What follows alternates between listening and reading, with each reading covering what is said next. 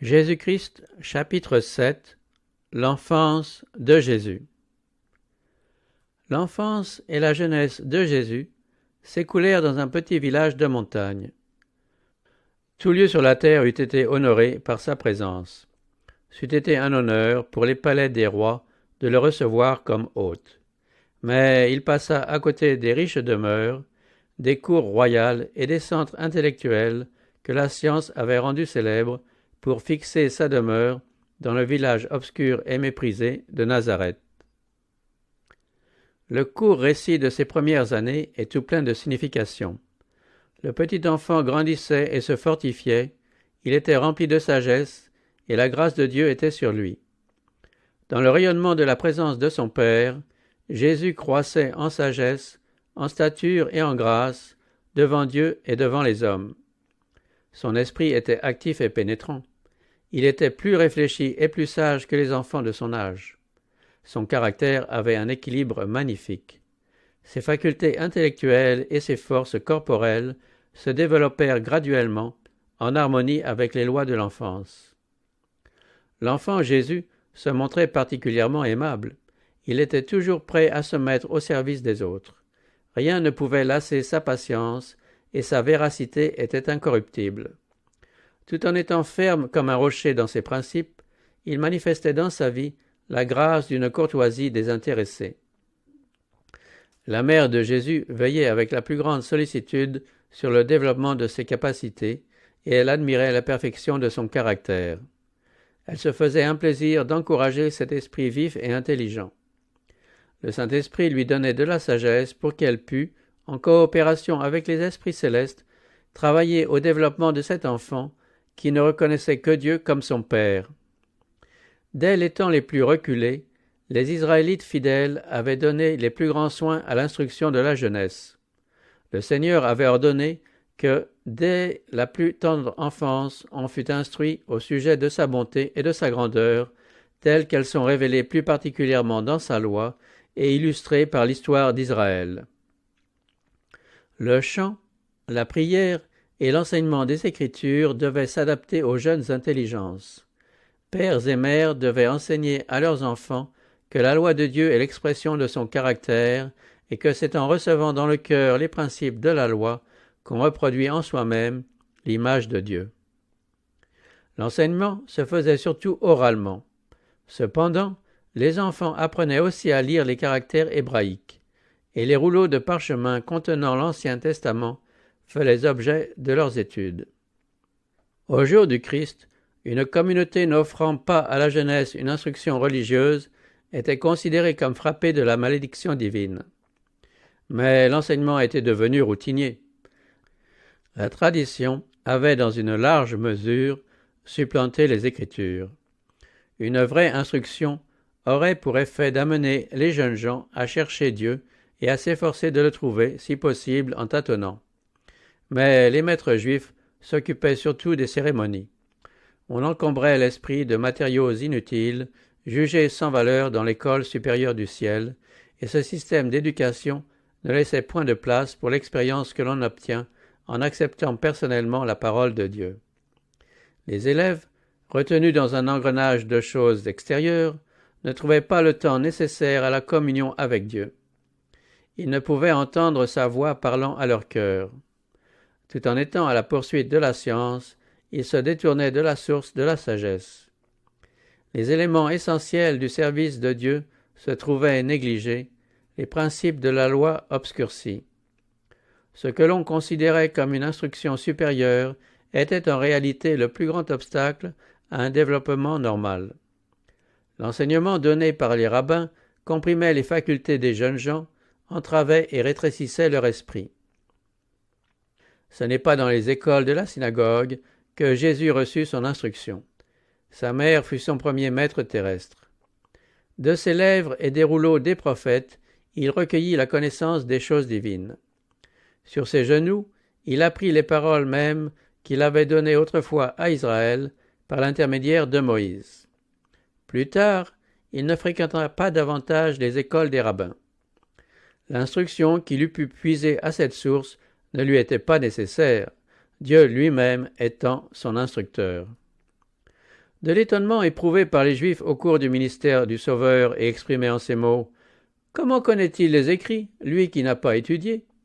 Il ne faut pas conclure que Jésus ne savait pas lire, mais seulement qu'il n'avait pas reçu une instruction rabbinique. Il acquit sa connaissance ainsi que nous pouvons le faire nous-mêmes. Sa grande familiarité avec les Écritures montre comment il s'est appliqué, dans ses premières années, à l'étude de la parole de Dieu. La vaste bibliothèque des œuvres divines était aussi à sa disposition. Lui qui avait fait toutes choses, il étudiait maintenant les leçons gravées de sa propre main sur la terre, la mer et le ciel. À l'écart des souillures du monde, il tirait de la nature des trésors de connaissances scientifiques. Dès son jeune âge, il fut animé d'un désir unique, celui de vivre pour faire du bien. À cet effet, la nature lui offrait ses ressources. De nouvelles idées concernant les méthodes à suivre affluaient à son esprit, tandis qu'il étudiait à cet effet la vie des plantes, des animaux et celle de l'homme. Il s'efforçait continuellement de tirer des choses observées, des illustrations pouvant lui servir à rendre plus clairs les oracles vivants de Dieu. Les paraboles, par lesquelles il aimait, pendant son ministère, à enseigner les leçons de la vérité, montrent à quel point son esprit fut ouvert aux influences de la nature et combien de leçons spirituelles il sut tirer de son entourage quotidien. La signification de la parole et des œuvres de Dieu se dévoilait à Jésus, pendant qu'il s'efforçait de découvrir la raison des choses. Des êtres célestes l'assistaient, et son esprit était tout rempli de saintes pensées. Dès le premier réveil de son intelligence, il ne cessa de croître en grâce spirituelle et en connaissance de la vérité. Tout enfant peut s'instruire comme Jésus l'a fait. Si nous nous efforçons d'apprendre à connaître notre Père céleste, au moyen de sa parole, des anges s'approcheront de nous pour fortifier nos esprits, pour ennoblir et élever nos caractères. Nous deviendrons semblables au Sauveur. La contemplation de tout ce qui est beau et grand dans la nature dirige nos affections vers Dieu. Une crainte salutaire envahit l'esprit, et l'âme reçoit une vigueur nouvelle par le contact avec les œuvres de l'infini. La communion avec Dieu, par la prière, développe les facultés mentales et morales, et les énergies spirituelles sont accrues par la méditation des choses spirituelles. Jésus a vécu en harmonie avec Dieu. Enfant, il raisonnait et parlait comme un enfant, mais jamais aucune trace de péché ne troubla l'image de Dieu qui était en lui. Il n'était cependant pas à l'abri des tentations. Les habitants de Nazareth étaient réputés pour leur méchanceté. On voit, par la question de Nathanaël, combien peu ils étaient estimés. Peut-il venir de Nazareth quelque chose de bon ? L'entourage de Jésus mettait à l'épreuve son caractère. Il dut faire des efforts constants pour préserver sa pureté et fut exposé à toutes les luttes dont nous faisons l'expérience afin de devenir pour nous un exemple dans l'enfance, la jeunesse et la virilité. Satan ne se lassait pas dans ses efforts pour remporter la victoire sur l'enfant de Nazareth. Jésus fut gardé par des anges célestes dès ses premières années. Néanmoins, sa vie fut une lutte sans trêve contre les puissances des ténèbres. La présence sur la terre d'une vie exempte de la souillure du péché était un sujet d'inquiétude et d'exaspération pour le prince des ténèbres. Il tendit à Jésus tous les pièges possibles. Aucun enfant de l'humanité n'aura jamais à vivre une vie sainte parmi des conflits moraux aussi formidables que ceux contre lesquels dut lutter notre Sauveur. Les parents de Jésus étaient pauvres et obligés de gagner leur vie par un travail quotidien. Il fut donc familiarisé avec la pauvreté, le renoncement, les privations. Cette expérience lui servit de sauvegarde. Sa vie était trop remplie pour laisser place à l'oisiveté qui prépare le chemin aux tentations. Aucune heure inoccupée ne lui faisait rechercher des relations corruptrices. Autant que cela était possible, il fermait la porte aux tentateurs. Aucun gain, aucun plaisir, aucune louange, aucun blâme ne pouvait le faire consentir à commettre un acte mauvais. Il se montrait intelligent pour discerner le mal, fort pour lui résister. le Christ était le seul être qui ait vécu sur la terre sans péché. Cependant, il a passé près de 30 ans parmi les habitants de Nazareth. Ceci montre combien ont tort ceux qui pensent qu'une vie irréprochable n'est possible que dans certaines conditions de lieu, de fortune ou de prospérité. Au contraire, la tentation, la pauvreté, l'adversité sont les moyens disciplinaires qui développent la pureté et la fermeté. Jésus vécut dans une maison de campagnard, et il prit fidèlement et joyeusement sa part des fardeaux de la vie commune.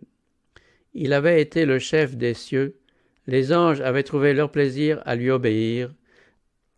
Maintenant, il se montrait un serviteur empressé, un fils aimant, obéissant. Il apprit un métier et travailla de ses mains avec Joseph dans l'échoppe de charpentier. Vêtu comme un simple ouvrier, il parcourut les rues du village, allant à son humble travail et en revenant. Jamais il ne fit usage de ses pouvoirs divins pour alléger ses charges ou diminuer ses peines. Le travail contribua à développer le corps et l'esprit de Jésus pendant son enfance et sa jeunesse. Il n'employait pas ses forces physiques d'une manière téméraire, mais savait les maintenir en santé, afin d'accomplir le meilleur travail dans tous les domaines. Parfait comme ouvrier et comme homme, il n'admettait pas d'imperfection, même dans le maniement des outils. Par son exemple, il a montré que nous devons être soigneux et qu'un travail accompli avec exactitude est digne d'estime. L'exercice qui rend les mains habiles et qui apprend aux jeunes gens à partager le fait commun accroît les forces physiques et développe toutes les facultés. Chacun devrait se procurer une occupation utile à soi-même et aux autres. Dieu a voulu que le travail fût une bénédiction, et seul l'ouvrier diligent découvre la vraie gloire et la joie de la vie. Dieu accorde sa bienveillante approbation aux enfants et aux jeunes gens qui participent en aidant leurs parents aux devoirs de la maison. De tels enfants, quand ils auront quitté le foyer domestique, seront utiles à la société. Pendant toute sa vie terrestre, Jésus fut un travailleur assidu. Il s'attendait à beaucoup et il entreprenait beaucoup. Au cours de son ministère, il dit « Il nous faut travailler tant qu'il fait jour aux œuvres de celui qui m'a renvoyé. La nuit vient où personne ne peut travailler. » Jésus ne fuyait pas les soucis et les responsabilités, comme le font beaucoup de ceux qui se disent ses disciples. Plusieurs sont faibles et incapables parce qu'ils cherchent à se dérober à cette discipline. Ils peuvent se faire aimer et apprécier par certains traits de leur caractère, mais ils manquent d'énergie et sont presque inutiles quand il s'agit d'affronter des difficultés ou de surmonter des obstacles. C'est par les mêmes moyens disciplinaires qui ont agi en Christ que doivent être développés en nous l'énergie et la solidité du caractère du Christ. Et la grâce qu'il reçut nous est aussi accessible. Aussi longtemps qu'il vécut parmi les hommes, le Sauveur partagea le sort des pauvres. Il connut par expérience leurs soucis et leurs misères, ce qui le rendait à même de réconforter tous les humbles ouvriers. Ceux qui ont une juste conception des enseignements se dégageant de sa vie ne penseront jamais qu'il y ait lieu de faire une distinction entre les classes de la société. Les riches n'ont aucun droit à être plus honorés que les pauvres. Jésus mettait de la gaieté et du tact dans son travail. Il faut beaucoup de patience et de spiritualité pour introduire la religion de la Bible dans la vie domestique et dans l'exercice d'un métier, pour supporter l'effort qu'exigent les affaires et rester cependant uniquement préoccupé de la gloire de Dieu. C'est en cela que le Christ a pu nous aider. Il n'était jamais si observé par les soins de la terre qu'il n'eut point de temps pour penser aux choses célestes. Il lui arrivait souvent d'exprimer la joie de son cœur par le chant de psaumes et de célestes cantiques. Les habitants de Nazareth l'entendaient exprimer des louanges et des remerciements à Dieu. Il se tenait par le chant en communion avec le ciel. Et lorsque ses camarades éprouvaient la fatigue du travail, de douces mélodies sortant de ses lèvres venaient le réconforter.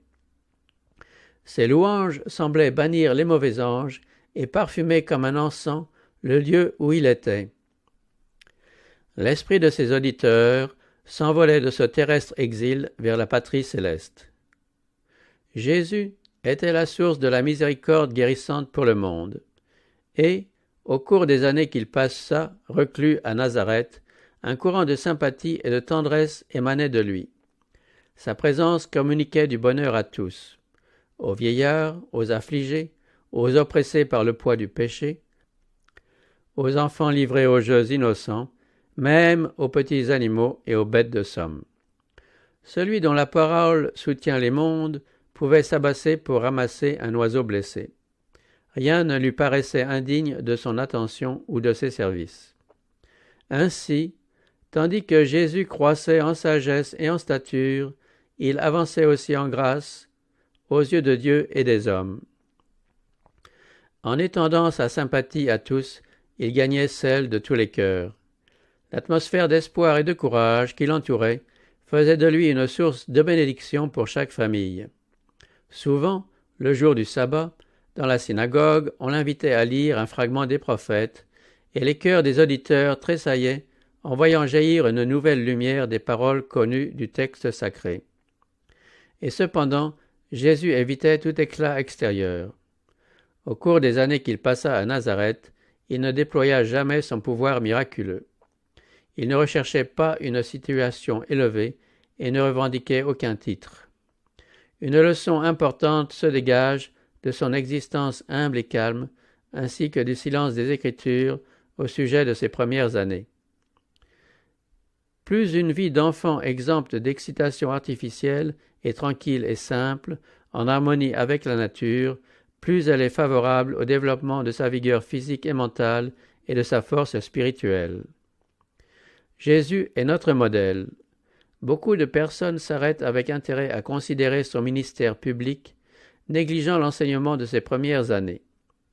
C'est dans sa vie de famille qu'il est le modèle de tous les enfants, de tous les jeunes gens. Le Sauveur consentit à vivre pauvre pour nous montrer combien nous pouvons vivre près de Dieu, si modeste que soit notre sort.